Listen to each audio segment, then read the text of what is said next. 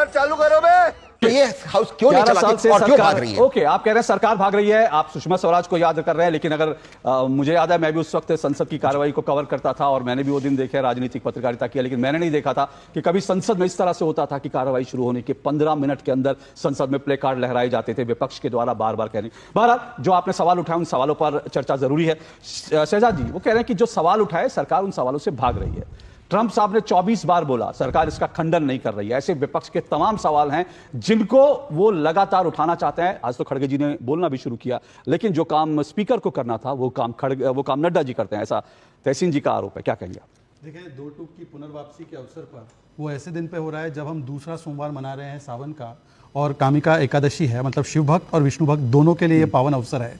ये सर्वार्थ सिद्धि योग भी है और अमृत योग का भी अवसर है, और उस दृष्टि से भी ये दुगने रूप से ये ज़्यादा महत्वपूर्ण। और दो पूना वाला भी दो टूक में है, परंतु दोनों पूना वाला होने के बाद भी जो युधिष्ठिर ने कौरवों को बताया था कि जब विदेशी खतरा होता है तो 100 बनाम 5 नहीं, वो पंचाधिक शतम होते 105 होते हैं। परंतु ये प्रवृत्ति जो है ना कि हम अपने हित को देश के हित पे ऊपर रखेंगे, हम डिस्कशन नहीं, हम डिसरप्शन करेंगे, हम कंसेंसस नहीं, हम कॉन्फ्रंटेशन करेंगे। बहुत पुरानी प्रथा है। अब उन्होंने कहा राहुल गांधी को बोलने नहीं दिया जाता है। राहुल गांधी को 2024 में ये एलओपी बने 100 मिनट तब बोले थे, दिसंबर 2024 को 75 मिनट बोले, 2023 में नो कॉन्फिडेंस मोशन था उस समय पर भी 37 मिनट बोले। राहुल गांधी को कोई सुनना नहीं चाहता, ये अलग विषय है। और उनके ही एलाइज आज क्या कह रहे हैं, नो कॉन्फिडेंस इन राहुल, चाहे वो उद्धव सेना हो, चाहे वो आम आदमी पार्टी हो, चाहे वो लेफ्ट के नेता संतोष कुमार हो, जो कहते हैं कि राहुल गांधी इमेच्योर और बेसलेस बात करते हैं। और देखिए ना, 2018 में प्राइस राइज पर चर्चा चाह रहे थे, हमने बोला आइए करते चर्चा, तो वो प्राइस राइज छोड़कर रफाल पर चले गए। रफाल पे सुप्रीम कोर्ट का वर्डिक्ट आया। फिर उसके बाद उन्होंने बोला कोविड पे चर्चा, हमने बोला आइए कोविड पे करते हैं। हंगामा किया पेगासस के विषय पर, सुप्रीम कोर्ट का वर्डिक्ट आया। फिर वो चले गए बीबीसी के विषय पर,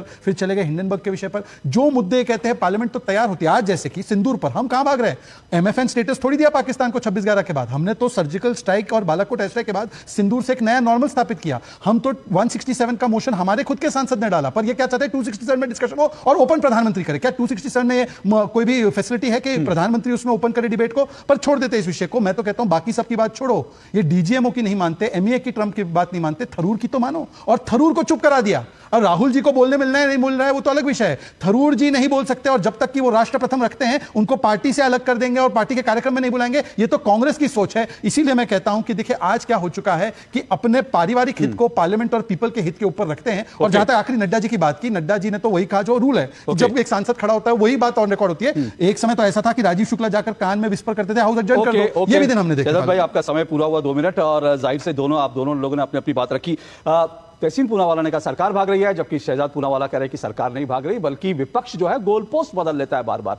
इसमें बहस जारी रहेगी, लेकिन मैं एक बात यहां कह दूं, क्योंकि नियम 267 की बात हुई, तो तहसीन भाई नियम 267 पर अभी आज तो उनका इस्तीफा हो गया उपराष्ट्रपति जी का, लेकिन उपराष्ट्रपति जी का एक मैं बयान देख रहा था, उन्होंने कहा कि नियम 267 जो है स्थगन प्रस्ताव देने का, ये कोई ऐसे चलन नहीं है कि इसको आप बार बार इस्तेमाल करें। उन्होंने कहा, उन्होंने आंकड़ा दिया कि पिछले 36 सालों में, जी हां 36 सालों में नियम 267 के तहत सिर्फ 6 बार अनुमति दी गई है। 6 बार 36 सालों में। इसका मतलब ये नॉर्मल नहीं है कि आप बार बार जो है 267 का हवाला दे, जबकि विपक्ष इस वक्त का विपक्ष जो है वो बार बार नियम 267 का हवाला दे रहा है। क्या बात है सर, क्या बात है सर, क्या बात, ये बात है। अरे सर क्या बात है। संसद में सियासत हो रही है, इन सब पर चर्चा कर रहे हैं। राहुल गांधी ने एक बार फिर आरोप लगाया कि उनको बोलने नहीं दिया जाता है। संसद में 15 मिनट में, जब संसद की कार्रवाई शुरू हुई, इसके 15 मिनट के अंदर अंदर विपक्ष ने तख्तियां लहराई, हंगामा किया और जो सदन की कार्रवाई को स्थगित करना पड़ा। और बाहर आकर राहुल गांधी ने कहा कि उनको बोलने नहीं दिया जाता है। तो इससे पहले कि अपने मेहमानों के साथ इस डिबेट को आगे बढ़ाऊं, जरा फैक्ट चेक कर लेता हूं कि दरअसल राहुल गांधी को क्या वास्तव में बोलने नहीं दिया जाता है। देखिए फैक्ट यह है कि करीब 1 साल में राहुल गांधी 8 बार संसद में बोले हैं। 8 बार, 1 साल की मैं बात कर रहा हूं, पिछले 1 साल में। और फैक्ट चेक यह भी है कि 1 साल में संसद में राहुल गांधी 177 मिनट बोले हैं। 177 177 मिनट वो 1 साल में बोले हैं। 1 जुलाई 2024 एक दिन जो था, उस दिन राहुल गांधी 100 मिनट तक बोले थे। पूरे 100 मिनट तक राहुल गांधी उस दिन संसद में बोले थे। तो इसको अगर ये कहे कि उनको बोलने नहीं दिया जाता, कितना सही है। राहुल गांधी जब संसद में बोलते हैं तो छिटपुट व्यवधान जरूर होता है, लेकिन उसके बावजूद उन्हें बोलने दिया जाता है। विपक्ष की ओर से, यानी सत्ता पक्ष की ओर से हंगामा नहीं होता। लेकिन जब मोदी संसद में बोलते हैं तो राहुल के इशारे पर विपक्ष में हंगामा होता है। इसकी तस्वीरें भी हैं, वीडियो फुटेज भी है कि किस तरह से राहुल गांधी अपने सांसदों को वेल में आने के लिए कहते हैं। मॉनसून सत्र के पहले दिन विपक्ष के हंगामे के कारण संसद सिर्फ 35 मिनट चली है। अब सवाल ये उठता है कि संसद में सरकार ये बार बार कह चुकी है कि वो हर विषय पर चर्चा करने के लिए तैयार है, तो फिर 15 मिनट में संसद की कार्रवाई को इस तरह से क्यों हंगामे की भेंट चढ़ाया विपक्ष ने? सवाल तो उठेगा, इसी पर चर्चा करूंगा मैं। लेकिन इससे पहले मैं चर्चा को आगे बढ़ाऊं, एक बात और मैं कहूंगा, क्योंकि सोशल मीडिया पर आज ये चर्चा चल रही थी राहुल गांधी को लेकर, क्योंकि राहुल गांधी ने जब ये कहा बाहर आकर कि मुझे बोलने नहीं दिया जाता है, तो ये कहा गया कि भाई दरअसल राहुल गांधी जो हैं वो नेपो किड हैं, उनको नेपो किड कहा गया कि भाई वो नेपो किड हैं और इसीलिए जो है वो बार बार इस तरह की शिकायत करते हैं। और मजा आया, और मैं ये जो मजा है हिंदुस्तान के हर व्यक्ति को देना चाहता हूं। नेपो किड उनको क्यों कहा जा गया, ये भी जरा समझ लीजिए कि दरअसल नेपो किड होता क्या है और क्यों राहुल गांधी को सोशल मीडिया पर आज नेपो किड कहा गया। जरा ग्राफिक चलाइए ताकि हम दर्शकों को समझा सकें कि नेपो किड क्या होता है और राहुल गांधी को क्यों नेपो किड कहा गया। दरअसल ये नेपो किड क्या होता है, राहुल गांधी को क्यों कहा गया? राहुल गांधी के संसद में ना बोलने देने के आरोपों पर सोशल मीडिया में लोग उन्हें नेपो किड कह रहे हैं। नेपो किड राहुल गांधी के जो आरोप है उसके कारण लोगों ने ऐसा कहना शुरू किया। क्या होता है नेपो किड और राहुल गांधी को क्यों कहा जा रहा है नेपो किड, ये समझना जरूरी है।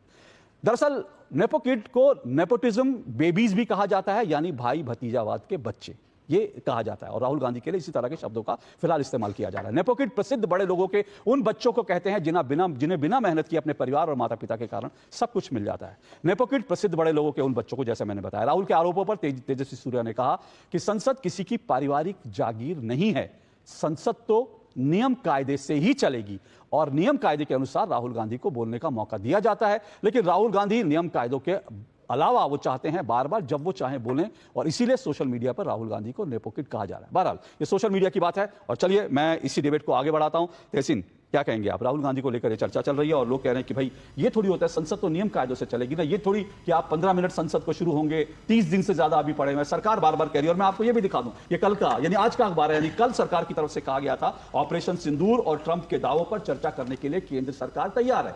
ये आज की खबर है, यानी कल सरकार ने ये आश्वासन दे दिया था, फिर 15 मिनट बाद, सिर्फ 15 मिनट बाद विपक्ष हंगामा शुरू। बाकी किसी के कहने से शायद फर्क नहीं पड़ता। सबसे पहले क्योंकि उन्होंने कहा कि प्रधानमंत्री विदेश जा रहे हैं, जिससे ये इत्तेफाक नहीं रखते। जस्ट एक डेटा पॉइंट देना चाहता हूं। अगस्त 2012 पार्लियामेंट में कोलगेट की चर्चा, मनमोहन सिंह जी चले नैम समिट में।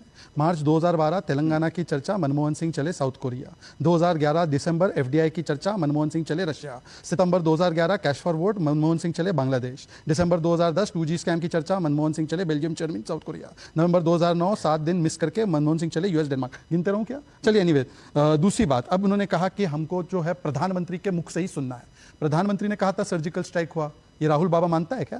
राहुल बाबा बोलता है कि नहीं नहीं ये तो नहीं हुआ, ये तो खून की दलाली है।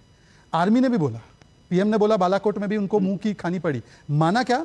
प्रधानमंत्री की मानते क्या? ये जब डीजीएमओ की नहीं मानते, जब ये एमईए की नहीं मानते, और बाकी सब तो छोड़ो, इनके पास एसएमएस आया, सलमान, मनीष और शशि। सलमान ने बोला कोई थर्ड पार्टी नहीं था, सलमान ने बोला सीज फायर नहीं हुआ। सलमान कौन? पुराने एक्सटर्नल अफेयर्स मिनिस्टर। मौजूदा एक्सटर्नल अफेयर कमेटी का हेड कौन? शशि थरूर। बनाया किसने? कांग्रेस। कांग्रेस ने क्या बोला कि यदि ये भारत को प्रथम रखता है, हम इनको पार्टी के कार्यक्रमों में दावत नहीं देंगे, और उनका नाम नहीं भेजा मल्टी पार्टी डेलीगेशन के लिए। तो मुझे लगता है कि कांग्रेस को कन्विंस तो कैसे किया जाए? सोते हुए को तो जगाया जा सकता है, सोने की एक्टिंग करने वाले को कैसे जगाया जाए? और ये वो लोग लास्ट में जिन्होंने आज तक ऑन रिकॉर्ड, तहसील तो चलिए थरूर कांग्रेस, प्रियंका कांग्रेस है, आपने गलत बोला, नीचे डेजिग्नेशन डालना इनका, ये प्रियंका कांग्रेस है। आप नहीं जानते, वो शायद किशोर तिवारी जी राहुल कांग्रेस और उद्धव सेना से। एनीवे, इनको पूछिए कि ये इनके सिंदूर पे बोलते छुटपुट हुआ, फेलियर हुआ, सरेंडर हुआ, क्यों आपने सिंदूर किया? आपको तो पाकिस्तान की बात पर यकीन करके आईडब्ल्यूटी नहीं बंद करना था। ये सब कांग्रेस के नेता का बना बयान है, और फिर यहां पर आकर बोलते हैं हम प्रधानमंत्री के साथ, हम सेना के साथ। आप कौन सी कांग्रेस से हो? दो कांग्रेस तो नहीं बुलाई ना आज आपने, दो टूक में। ये एक कांग्रेस, कौन सी कांग्रेस है ये तो पूछिए।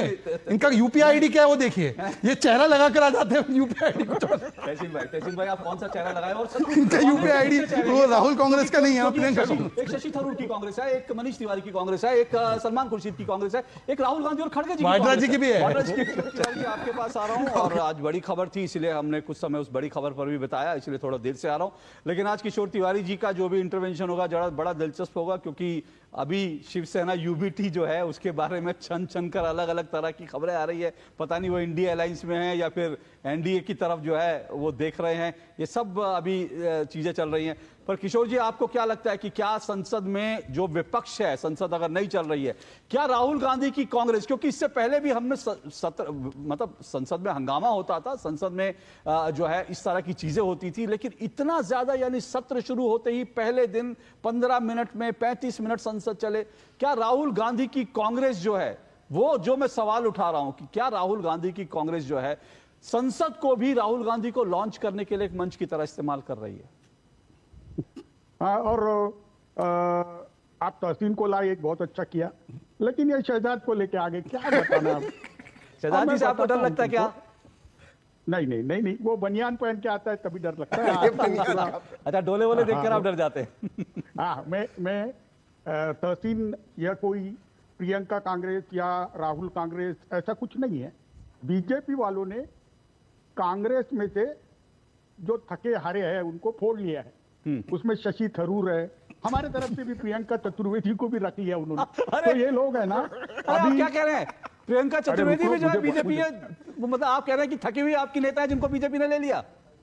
एक छोटी सी टिप्पणी किशोर जी, एक छोटी सी टिप्पणी। आप जो कह रहे हैं वो सारी इंपॉर्टेंट चीजें और सरकार को इस पर जवाब देना चाहिए, संसद में देश को जवाब चाहिए, लेकिन मैं फिर कह रहा हूं कि आप सारे जवाब, हर एक पार्टी अपने जवाब क्या पहले 15 मिनट में ही चाहती है कि संसद का सत्र शुरू हो, जिन लोगों का देहांत हो गया उनको श्रद्धांजलि दें, और उसके बाद तुरंत जो है विपक्ष के सारे सवालों का जवाब। एक प्रश्नकाल नाम की चीज होती है। स्पीकर ने आज फिर कहा कि प्रश्नकाल के बाद मैं सारी चर्चा पे सारे सवालों के जवाब देने के लिए बात करेंगे, लेकिन प्रश्नकाल तो होने दीजिए। तो ये इतनी जल्दबाजी, इतनी हड़बड़ी क्यों? लेकिन उससे भी बड़ा दूसरा सवाल मैं आपसे पूछ रहा हूं, एक और चीज, क्योंकि जो आपने कहा, आपने अभी प्रियंका चतुर्वेदी जी का नाम लिया, क्या मैं यही कह रहा हूं, क्या प्रधानमंत्री जी की कोई तारीफ कर दे?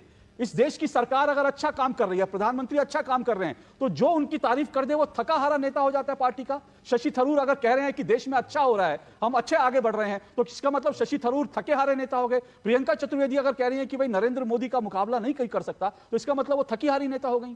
तिवारी जी ने कही, उन्होंने बड़ी बात कही, क्या जो लोग, जो सांसद देश को रिप्रेजेंट करने के लिए गए थे, चाहे उसमें शशि थरूर हो या उसमें प्रियंका चतुर्वेदी हो, उन्होंने अगर जाकर के भारत के पक्ष में बात की, तो क्या वो अपनी ही पार्टी में वो दरकिनार किए जा रहे हैं, या दरकिनार किए जा सकते हैं ये देख करके क्योंकि उन्होंने भारत का पक्ष लिया? फिर से बता रहा हूं, वो नरेंद्र मोदी का पक्ष लेने के लिए नहीं गए थे, उन्होंने विदेशों में जाके मजबूती से भारत की बात रखी है, भारत का पक्ष रखा है। आऊंगा इस पर, इस छोटे से ब्रेक। कांग्रेस के एक नेता ने यह कहा कि भाई प्रधानमंत्री नरेंद्र मोदी की तारीफ नहीं की जा सकती। क्यों नहीं की जा सकती भाई? कि ये भाव क्यों है? अगर प्रधानमंत्री नरेंद्र मोदी अच्छा काम करे आप तारीफ कीजिए, अगर खराब काम करे तो आप आलोचना कीजिए। और यह भी मत भूलिए, इन्हीं प्रधानमंत्री नरेंद्र मोदी ने संसद में एक बार नहीं कई बार यह कहा है कि अब तक जितने प्रधानमंत्री हुए हैं उन सब ने देश के लिए अच्छा काम किया है, और उनकी तारीफ की है, न सिर्फ संसद में बल्कि उन्होंने लाल किले के प्राचीर से भी यह बात कही है। फिर ये